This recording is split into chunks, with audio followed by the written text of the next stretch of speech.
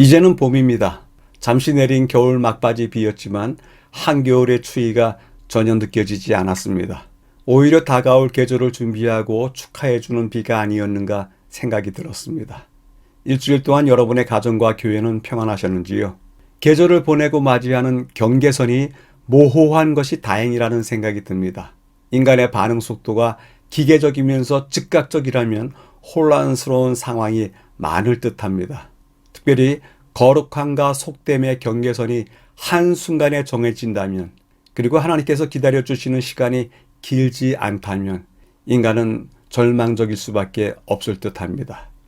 교과 총론입니다. 저자인 마크 필리 목사는 세계적인 예언 전도자입니다. 그리고 대총회 부회장도 지내셨고요. 현재는 대총회장 보좌관으로서 70대 후반에 이르렀지만 아직도 교회를 위한 봉사를 이어가고 있다고 전합니다. 2023년도 제2기 세 가지 우주적 기별이라는 제목으로 요한계시록의 세 천사 기별을 집중적으로 다룬 적이 있는데요. 지난번 교과가 종말론적인 세계관으로서 제1부였다면 이번 교과는 제2부가 되어서 한 쌍을 이룹니다. 대장투 기별은 재림교회 정체성의 한 축이고 재림교회 사명의 본산으로 중요하게 다루어야 할 주제이기에 이번 기를 통해서 개인적으로 이 공부를 완성해 보시길 기대해 봅니다. 교과 총론의 내용은 네 곳으로 줄여볼 수 있는데요. 첫 번째 부분은 하나님의 본성으로서 사랑이 죄를 어떻게 취급하는지 다루고 있고요. 죄로 인한 투쟁이 계속되고 있다. 이것을 강조하고 있습니다. 그리고 의의 선구자들이 하나님과 성경에 대한 믿음의 기치 아래 선한 싸움을 싸워왔다. 재림교회가 선악의 투쟁을 이어받아서 하나님께서 주신 기별을 전할 사명자이다 밝히고 있습니다. 이 정체성 공부를 통해서 오랫동안 익히 들어온 이야기이지만 다시 정리하는 시간이 되었습니다. 여러분들 모두에게 익히 아는 것 다시 견고하게 만드는 시간이 되시길 기대해 봅니다. 이번 주 제1과의 제목은 모든 전쟁의 배후에 있는 전쟁입니다. 지금은 세상 곳곳에서 전쟁이 벌어지고 있는 때라서 제목에 새삼 관심이 갑니다. 우리가 목격하고 있는 전쟁과 그 참상을 통하여 전쟁의 배후에 무엇이 있는가 조금은 가늠하게 되는데요. 세상에서의 전쟁 역시 선과 악이 마주한 것이고 때문에 그 원인과 잘잘못을 논할 수 있지만 고대 세계에서부터 내려온 힘이 미덕이다라는 세속적 가치로 인하여 전쟁은 상처만 남기고 절망만 가득 둔 채로 지나갑니다. 이제 이 세상과 역사의 배후에서 벌어진 태고적 전쟁에 대해서 찾아가 보도록 하겠습니다. 이번 주 교과의 기억절입니다. 하늘에 전쟁이 있으니 미가엘과 그의 사자들이 용과 더불어 싸울세. 용과 그의 사자들도 싸우나 이기지 못하여 다시 하늘에서 그들이 있을 곳을 얻지 못한지라. 성경은 하늘에서 전쟁이 시작되었다고 명확히 선언합니다. 이 선언을 이해하는 것이 성경에 접근하는 첫 관문입니다. 어떤 종교에서는 이야기하기를 선악의 싸움은 우리 자신의 마음속에서 벌어진다고 하는데요. 그리고 내 자신이 그 선과 악의 주체가 된다고 이야기하는 때가 있는데요. 성경은 그렇지 않다고 이야기합니다. 세상 역사 안에서 볼 수 없는 것을 보게 하는 것이 하나님의 계시입니다. 그리고 이어진 계시는 악한 이들이 하늘에서 머물 곳을 얻지 못하였다고 합니다.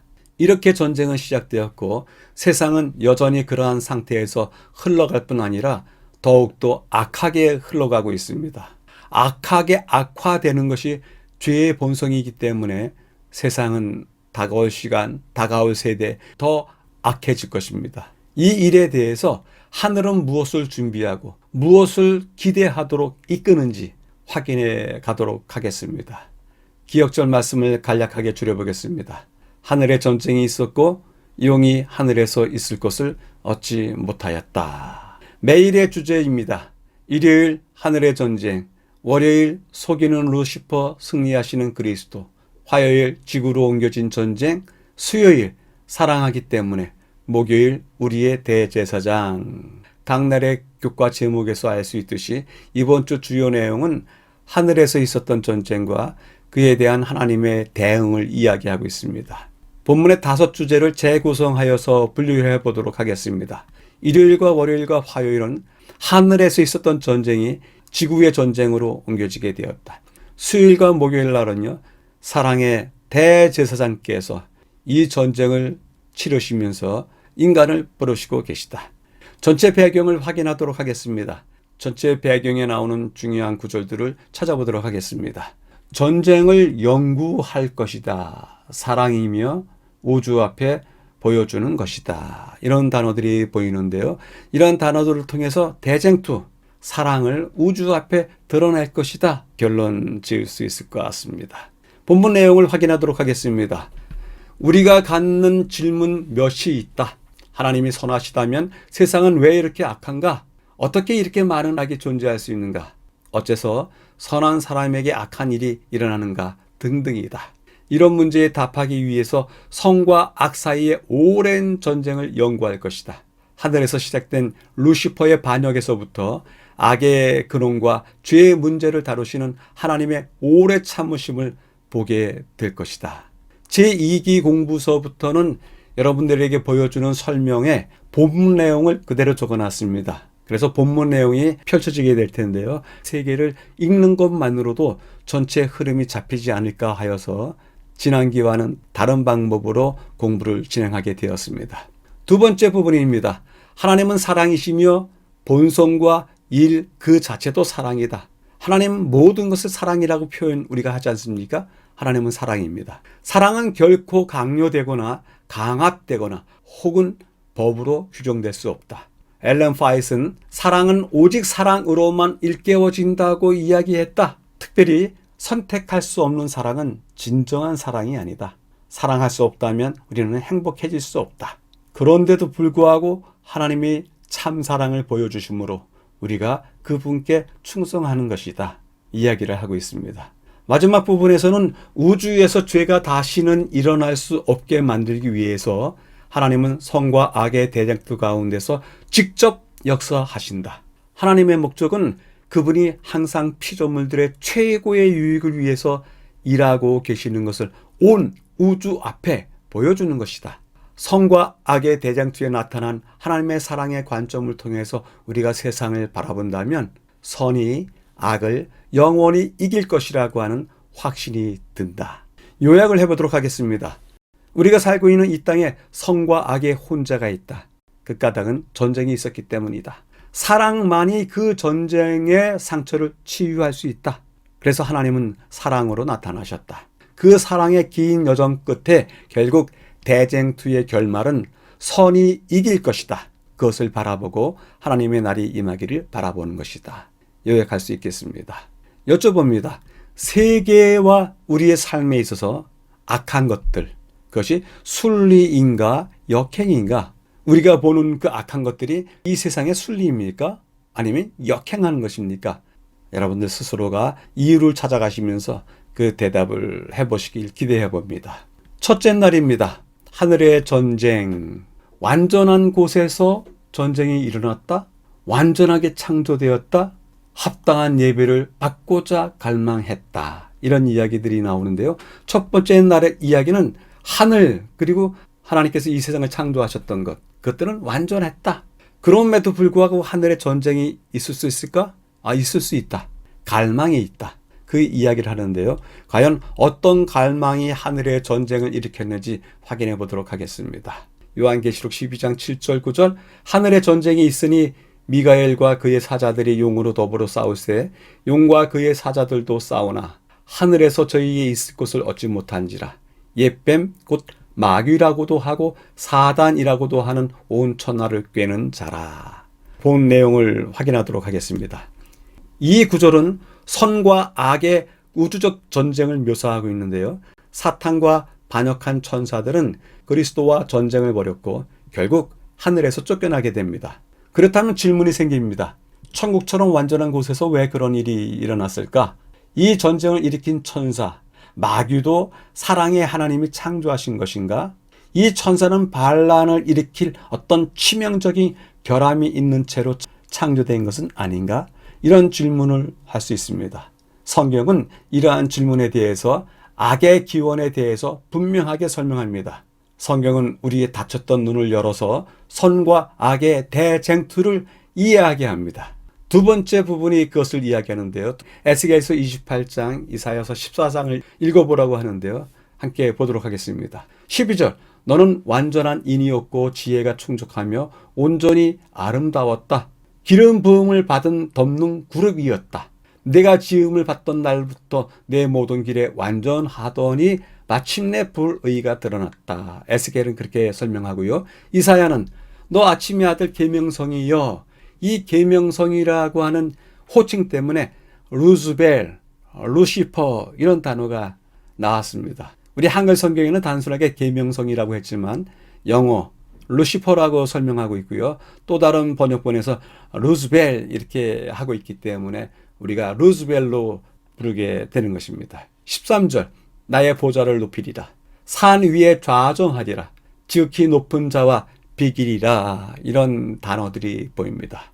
하나님이 마귀를 창조하신 것이 아니라 눈부시게 빛나는 존재 루시퍼를 창조하셨습니다.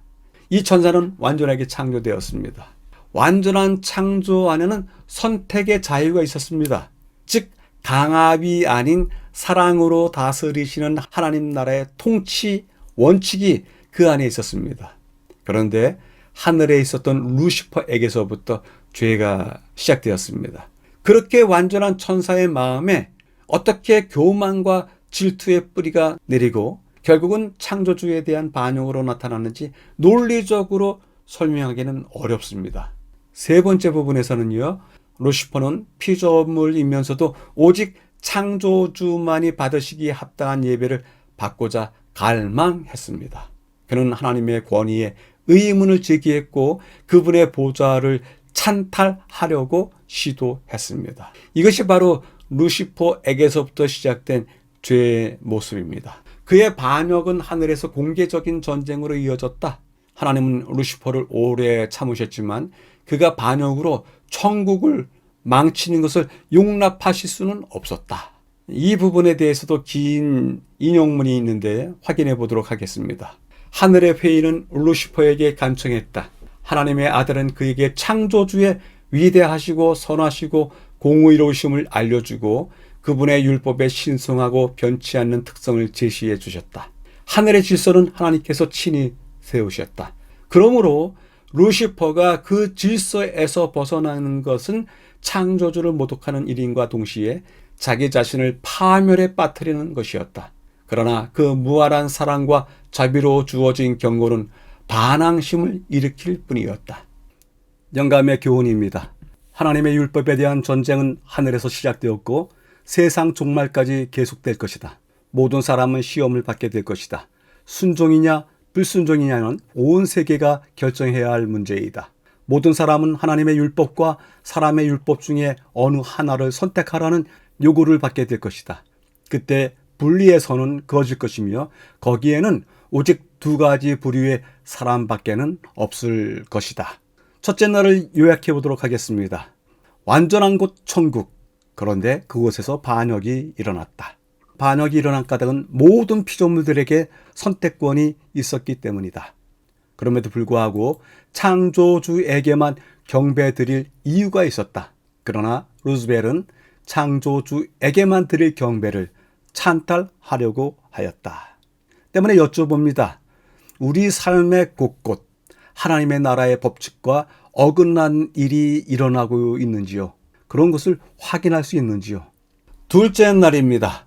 속이는 루시퍼, 승리하시는 그리스도. 공공연한 반역으로 자라났다. 그리스도의 편에 설 것인가 아닌지를 결정해야 했다. 그리고 사람됨의 본질은 도덕적 선택할 수 있는 능력에 달려있다 라고 하는 중요한 개념들을 소개해주고 있습니다. 반역, 그거 역시 개인적인 도덕적인 선택에 의해서 이루어진 것이다. 이것에 대해서는 그 자신이 책임을 져야 된다. 그것을 활용하는 것은 그의 권한이다. 첫 부분에서 설명하는 것이 그것입니다. 왜 완전한 천사였던 루시퍼의 마음의 교만과 질투가 뿌리를 내렸을까? 그것이 어떻게 창조주에 대한 반역으로 자라났는지 논리적으로 설명할 수는 없다. 첫째 날에서도 설명할 수 없는 부분이 있다 이렇게 이야기했는데, 둘째 날도 저자는 논리적으로 설명할 수 없다 이런 표현을 써요. 이런 부분에서 저자가 솔직하게 이 교과를 준비했고, 그가 모르는 것과 그에게 밝혀지지 않은 것들, 계시되지 않았던 것들, 그런 것들에 대해서 정직하게 대하고 있다고 생각이 듭니다. 성경을 연구하는 데 있어서 매우 중요한 태도이라 생각이 듭니다.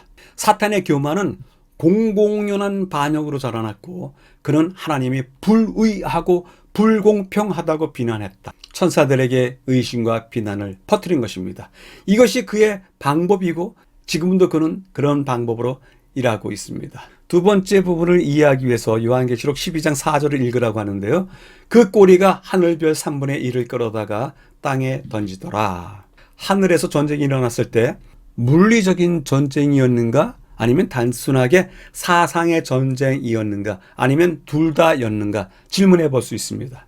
자세한 내용은 알 수 없지만 사탄과 그의 천사들이 결국 내쫓기고 하늘에서 그들이 있을 것을 얻지 못했다고 기록할 만큼 이 전쟁은 물리적인 요소를 포함하고 있었습니다. 그리고 이 전쟁에서 한 가지 분명하고 중요한 것은 모든 천사들이 그리스도의 편에 설 것인지 아니면 루시퍼를 따를 것인지를 결정해야 했습니다. 누구를 따를 것인가? 그들은 과연 어느 목소리에 귀를 기울일 것인가? 충성스러운 천사들이 그리스도의 사랑의 명령에 순종하기로 선택한 것과 달리 천사들 중에 3분의 1은 루시퍼의 말을 듣고 하나님께 반역하여서 천국을 잃어버렸습니다. 우리 역시도 지구 역사의 중요한 선택의 시기에 살고 있습니다. 그리스도에게 속할 것인지 아니면 사단의 길을 따를 것인지 우리도 동일한 선택 기로에 서 있습니다. 세 번째 부분에서는 여러 성경절을 읽어보라고 하는데요. 누구든지 여호와의 편에 있는 자는 내게로 나오라. 여호수아, 너희 섬길 자를 오늘날 택하라. 오직 나와 내 집은 여호와를 섬기겠노라. 하나님께서 사람을 창조하실 때 우리 머릿속에 생각하고 추론하고 선택할 수 있는 능력을 심어주셨습니다. 사람됨의 본질은 도덕적인 선택을 할 수 있는 능력에 따라 있습니다. 우리는 로봇이 아닙니다. 하나님의 형상대로 창조된 우리는 도덕적 선택을 하고 영원한 영적 원리에 따라 살아갈 수 있다는 점에서 다른 피조물들과 구별이 됩니다. 하늘에서 있었던 루시퍼의 반역과 타락 이후에 하나님은 당신의 사랑에 응답하고 하나님을 섬기기로 선택하는 당신의 백성을 부르셨고 불러오셨으며 지금도 부르고 계십니다. 교훈은 다음과 같이 말씀하십니다. 사탄은 이 일을 성취하기 위하여 창조주를 반역하였다. 그는 하늘에서 쫓겨났지만 이 세상에서 여전히 동일한 그 싸움을 계속해오고 있다. 인류를 기만하여 하나님의 율법을 범하게 하는 것이 그가 꾸준히 추구해오는 목적이다. 그 목적이 하나님의 율법을 모두 다 버리게 하거나 그 일부분을 버리게 함으로써 성취되든지 간에 그 결과는 궁극적으로 똑같다. 율법의 한 조목을 범하는 자는 온 율법에 대한 경멸을 나타낸다. 둘째 날을 요약해 보도록 하겠습니다. 의심과 비난으로 반역을 키웠다. 우리에게 회색 지대라고 하는 중간 지대는 없다. 누구를 선택할지만 남아있다. 너와 나는 삶의 목적이 있는 사람들이다. 때문에 여쭤봅니다. 이 시대에 하나님께 반역하는 우리 각자에게 조금이라도 남아있는 불의는 어떤 것이 있던가요? 세상에서도 보이지만 우리의 마음속에서도 혹 보이지 않는지요? 그것을 걸러내야 될 텐데 걸러내기 위해서 먼저 그것을 찾아보자고 이렇게 질문을 드렸습니다. 셋째 날입니다. 지구로 옮겨진 전쟁, 선택의 자유를 새로운 영역으로 들어간다. 그리고 하나님에 대한 반역이다 설명하고 있는데요. 인간에게도 선택의 자유가 있었다. 그런데 그 선택에 대해서 사단이 속삭였다. 새로운 경험을 하게 될 거야. 그런데 사실 그것은 하나님과의 분리를 이야기하는 것이다. 첫 번째 부분입니다. 하나님은 지구를 창조하실 때 완전하게 창조하셨습니다. 성경은 그 모든 것을 보시니 보시기에 심히 좋았다라고 말합니다. 그 어디에도 악이나 죄의 흔적이 없었습니다. 하나님은 루시퍼에게 주셨던 것과 동일한 선택의 자유를 아담과 하와에게 주셨습니다. 하나님은 하늘과 땅 모두에게 로봇이 아니라 자유의지로 활용할 수 있는 생명체를 만드셨습니다. 실제로 하나님은 이 자유를 분명히 할 방법을 마련하셨는데 그것이 바로 동산에 나무를 심으시고 선악을 알게 하는 나무라 부르셨습니다. 선악을 말씀하신 까닭은 그들에게 선택권이 있다는 것을 알려주고 싶었기 때문에 선악을 알게 하는 나무다 이렇게 부르셨습니다. 그런데 사탄은 하와에게 너희가 결코 죽지 아니하리라. 너희가 그것을 먹는 날에는 너희 눈이 밝아져 하나님과 같이 되어 선악을 알 줄 하나님이 아심이라 이야기합니다. 즉 이 나무의 열매를 먹으면 존재의 새로운 영역으로 들어가게 되는 것입니다. 존재가 달라지는 것입니다. 너는 신나는 경험을 할 거야. 이전에 알지 못했던 황홀감을 느낄 거야. 하나님이 이것을 숨기고 있었어. 자, 어서 금지된 열매를 먹어봐.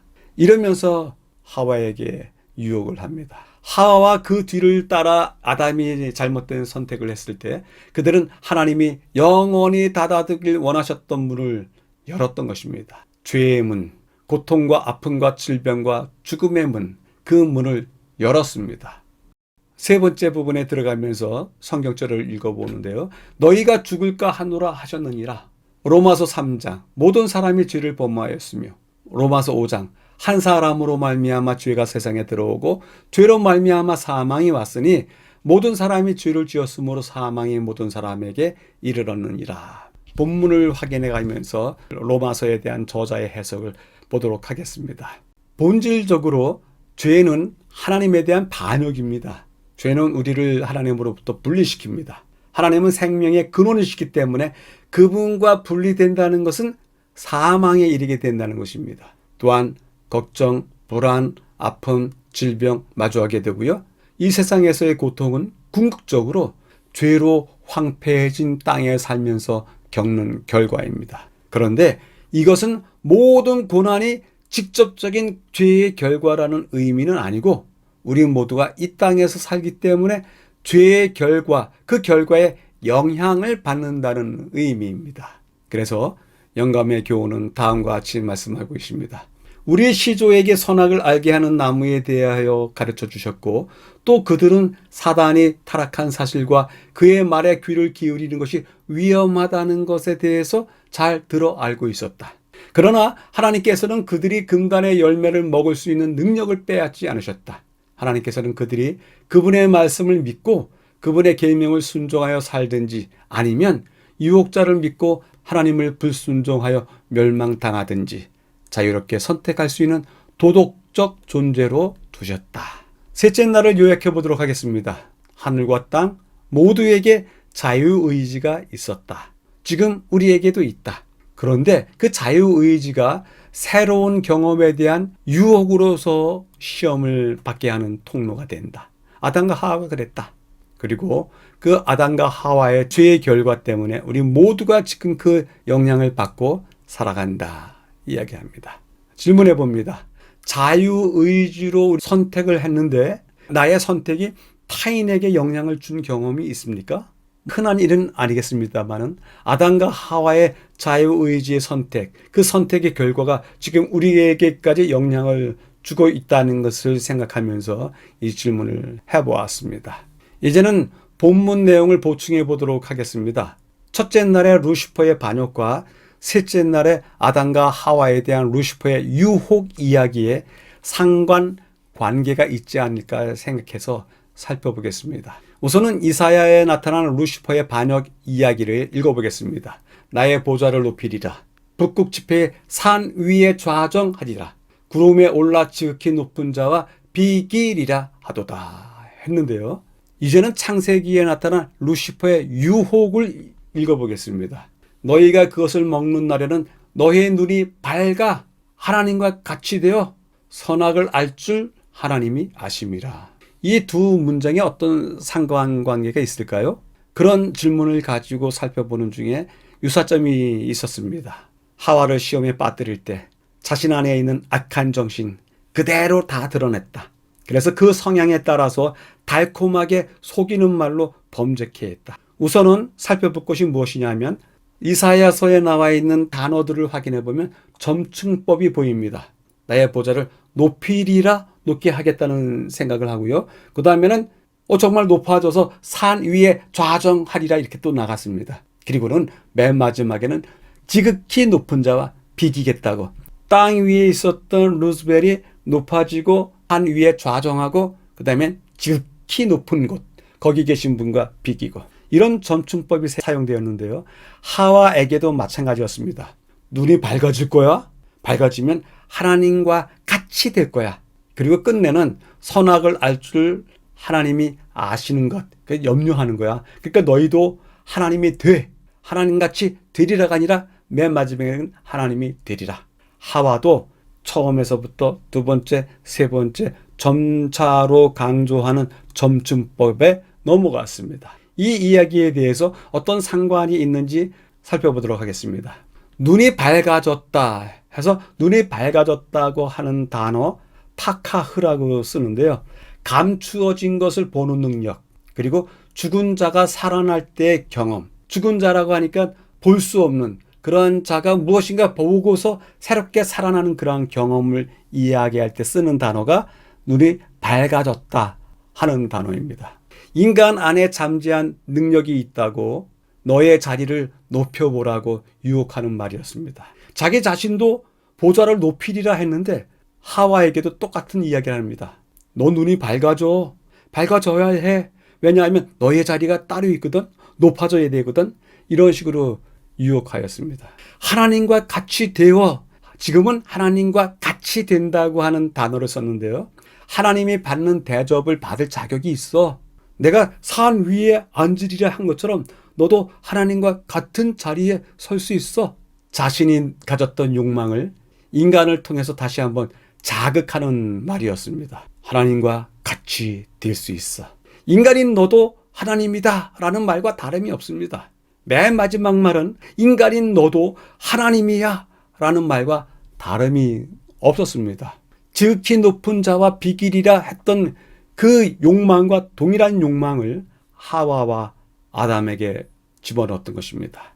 루스벨의 반역에 나타난 정신이나 루스벨이 유혹했을 때 그 정신이나 똑같습니다.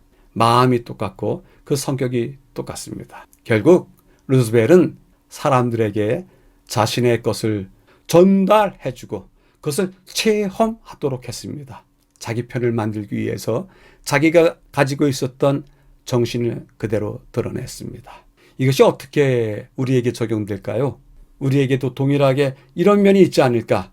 우리가 눈이 밝아지면서 나의 자리를 높여야 되겠어? 이렇게 생각하는 우리 안에 있는 욕망이 있을 수 있습니다. 내가 이 세상에 이런 일을 처음 하는 사람으로서 이 일은 내가 할 거야. 산 위에 좌정하리라 라고 하는 그러한 생각을 또 우리가 가질 수도 있습니다. 그래서 그 누구도 하지 못했던 일을 내가 하리라. 똑같이 하지라. 하나님과 똑같이 하지라. 그런 생각을 가질 수도 있습니다. 넷째 날입니다. 사랑하기 때문에 여자의 후손 너를 되찾기 위해 그대를 사랑하시기 때문에 이제는 전쟁에서 하나님의 마음으로 옮겨진 것 같습니다. 여자의 후손 너를 되찾기 위해서 오셨다. 이런 방식으로 줄여볼 수 있는데요. 첫 번째 부분에서 하는 이야기는 그것입니다. 하나님께서는 죄를 지은 아담과 하와에게 동산을 떠나야 한다고 말씀하셨다. 이제 그들은 수고와 고통을 겪어야 할 것이다. 그런데 바로 그때 하나님께서 창세기 약속을 주셨다. 그분은 옛뱀인 사탄을 직접 바라보시면서 말씀하셨다. 내가 너로 여자와 원수가 되게 하고 내 후손도 여자의 후손과 원수가 되게 하리니 여자의 후손은 내 머리를 상하게 할 것이요 너는 그의 발꿈치를 상하게 할 것이라. 하나님의 선포 속에 여자의 후손이 나타난다. 그 여자의 후손이 무엇인지 정확하게 그 의미를 알지 못한다 할지라도 다시 소망을 가질 수 있는 길이 있다는 것만큼은 아담과 하와가 느낄 수 있었다. 여기 또다시 저자가 이야기합니다. 다 이해하지 못했을 수도 있다. 그렇지만 다시 소망을 가질 수 있다는 것만큼은 눈치챘다 이야기합니다. 어떤 방식으로든지 여자의 후손을 통해서 구원이 이루어질 것이기 때문에 그렇습니다. 여자의 후손은 우리가 알다시피 예수 그리스도이십니다. 십자가에서 사탄은 그분의 발꿈치를 상하게 했습니다. 그러나 언젠가 예수님께서 뱀의 머리를 깨뜨리시고 승리하실 것입니다. 바로 그때 고통과 죽음의 문은 그날에 닫히게 될 것입니다. 두 번째 부분에서는요, 하나님의 구원과 당신을 향한 사랑을 의심해 본 적이 있는가? 십자가를 봐라. 그리고 가시면류관과 박힌 못을 봐라. 예수님의 십자가를 통해서 하나님이 이렇게 말씀하신다. 나는 너를 사랑한다. 너 없는 천국이 어떤 의미가 있겠니? 라고 말씀하신다. 그래, 너는 죄를 지었고 죄에 미혹되어서 사단의 속박을 자청했기에 너는 영생을 얻을 자격도 능력도 없다. 그러나 너를 되찾기 위해서 내가 십자가를 졌다 말씀을 하십니다. 두 번째 부분을 위해서 성경절을 읽어보도록 하겠습니다. 히브리서 먼저 읽겠습니다. 영광과 존귀로 관쓰신 예수를 보니 이를 행하심은 하나님의 은혜로 말미암아 모든 사람을 위하여 죽음을 맛보려 하심이라. 갈라디아 3장 율법의 저주에서 우리를 속량하셨으니 기록된 바 나무에 달린 자마다 저주 아래 있는 자라. 고린도후서 하나님이 죄를 알지도 못하신 자로 우리를 대신하여 죄를 삼으신 것은, 이런 성경 구절이 있습니다. 세 번째 부분입니다. 하나님이 그대를 얼마나 사랑하시는지는 십자가를 바라볼 때 분명해진다. 성경은 예수님이 이 세상에 오셔서 우리가 겪는 것과 똑같은 아픔과 실망, 고통을 경험하셨다고 말한다. 우리가 경험하는 동일한 유혹을 직면하면서도 당신의 생애와 십자가의 죽으심을 통해서 사망의 권세와 주관자들을 이기신 그리스도께서 이 모든 것을 바로 당신을 위해서 이루셨다. 생각해보라. 우주를 창조하신 예수님이 하늘에서 이 땅에 오셨다? 단순히 타락한 세상에 오신 것만이 아니라 그 세상이 얼마나 타락했는지를 직접 겪으셨는데 우리 중에선 누구도 겪을 수 없는 그러한 고난을 당하셨다. 그것은 예수님께서 그대를 사하시기 때문에 바로 당신을 위해서 하신 일이다. 얼마나 소망에 넘치는 소식인가. 한 가지 더 덧붙여서 설명을 한다고 하면 하나님이 창조주로서 이 세상을 창조하셨는데 그 창조된 세상이 헝클어졌습니다. 죄로 인해서 부패하고 타락하고 악하게 변했습니다. 그것을 직접 오신다고 하셨을 때 창조주이셨던 주님께서 가지셨을 마음의 상처는 어땠을까요? 그 비통함은 어떠했을까요? 그 비통과 그 좌절을 다 끌어안고서 헝클어진 창조 세계에 오셔서 누구도 경험할 수 없는 고난과 고통을 당하시고 끝내는 인간 구원을 위해서 십자가에 달리시기까지 하셨다고 전하고 있습니다. 주님의 역사는 매우 감동적입니다. 영감의 교훈은 다음과 같이 이야기합니다. 그리스도의 죽음은 인류에 대한 하나님의 크신 사랑을 입증한다. 그것이 우리의 구원의 보증이다. 그리스도인들에게서 십자가를 제거하는 것은 하늘에서 태양을 없애는 것과 같을 것이다. 십자가는 우리를 하나님께로 가까이 인도할 뿐더러 우리를 하나님과 화목하게 해준다. 여호와께서는 부성의 동정심을 가지고 불쌍히 여기는 마음으로 인류를 영원한 사망에서 구하고자 아들이 참은 그 고통을 보시면서 그 사랑하시는 자 안에서 우리를 받아주신다. 넷째 날을 요약해 보도록 하겠습니다. 어떤 이유로든지 희망은 살아있다. 그리고 하늘은 이렇게 이야기한다. 당신이 없다면 그 하늘도 울게 된다. 때문에 창조주께서는 당신이 만드신 세상을 아픔으로 담고서 그 땅을 회복하시기 위해서 오셨다. 여쭤봅니다. 주께서 당신을 세상 하나뿐인 존재라고 하신다. 인정하는가? 그렇다면 이 땅에 하나뿐이 없는 존재로서의 나는 그의 앞에 어떠한 모습으로 늘 서야 하는지 생각해 볼 문제입니다. 이제는 다섯째 날입니다. 우리의 대제사장, 위대한 대제사장이시며 중보하심을 통해서, 그리고 중보하심의 궁극적인 이유는 이런 단어들이 보이는데요. 주님은 대제사장이시다. 그리고 중보하신다. 이것이 우리에게 어떤 의미인지 확인해 보도록 하겠습니다. 부활하신 주님은 우리의 위대한 대제사장이시면서 우리가 구원받고 하나님 나라에서 영원히 살기 위한 필요한 모든 것을 공급하신다. 그 때문에 하늘에서 우리를 위해서 중보하시는 것이다. 히브리서 4장과 7장을 읽어보라고 권하는데요. 확인해 보겠습니다. 4장 15절 우리에게 있는 대제사장은 모든 일에 우리와 한결같이 시험을 받은 자로 돼 죄는 없으시다. 16절 긍휼하심을 받고 때를 따라 돕는 은혜를 얻기 위하여 은혜의 보좌 앞에 담대히 나아갈 것이라. 25절 온전히 구원할 수 있으니 이는 그가 항상 살아서 저희를 위하여 간구하심이라. 그분은 모든 일에 우리와 똑같이 시험을 받으신 분이시지만 죄는 없으신 분이십니다. 그래서 본문은 우리로 하여금 긍휼하심을 받고 때를 따라 돕는 은혜를 얻기 위해서 은혜의 보좌 앞에 담대히 나아가자고 덧붙이고 있습니다. 예수님은 우리를 우주 앞에 그분의 의로 옷 입고 그분의 죽음으로 구원받았고 그분의 보혈로 구속받은 자라고 나타내시길 원하십니다. 우리가 당해야 될 모든 것들을 그분께서 대신 당하시고 우리에게는 의의 옷과 구원과 보혈로 구속받게 해주셨습니다. 그리스도 안에서 우리의 과거에 대한 정죄함은 없습니다. 이것이 이번 주 최고의 기별인데요. 그리스도 안에서 우리의 과거에 대한 정죄함은 없다. 그리스도 안에서 우리의 죄는 사라졌고 그분의 능하신 중보하심을 통해서 우리의 삶을 사라졌던 죄의 속박에서 우리가 해방되었다. 우리를 묶고 있던 사슬이 풀리고 우리는 자유를 얻었다. 이번 주 교과의 하이라이트입니다. 세 번째 부분에서는 대쟁투의 이야기를 적고 있는데요. 그리스도께서는 그 큰 희생을 치르시고 승천하셨다. 그는 천사들의 경배를 받기를 거절하고 아버지여 내게 주신 자도 나 있는 곳에 나와 함께 있기를 원하옵나이다 라고 먼저 간청하셨다. 그때 하늘 아버지의 보좌로부터 무한한 사랑과 능력으로 다음과 같은 대답이 나왔다. 하나님의 모든 천사가 저에게 경배할지어다. 예수님께서는 한 점의 흠도 없으셨다. 그분의 겸비가 끝나고 희생이 이루어졌으므로 그분에게는 모든 이름 위에 뛰어난 이름이 주어졌다. 본문은 설명을 다음과 같이 합니다. 예수님은 그 무엇보다 우리가 천국에서 그분과 함께 있기를 원하신다. 그분의 간절한 소망, 또 죽으심과 중보하심의 궁극적인 이유는 모두 우리를 구원하시려고 하는 것이다. 그대의 생애 가운데 간절하게 바라는 소원이 있는가? 예수님께 말씀드려보라.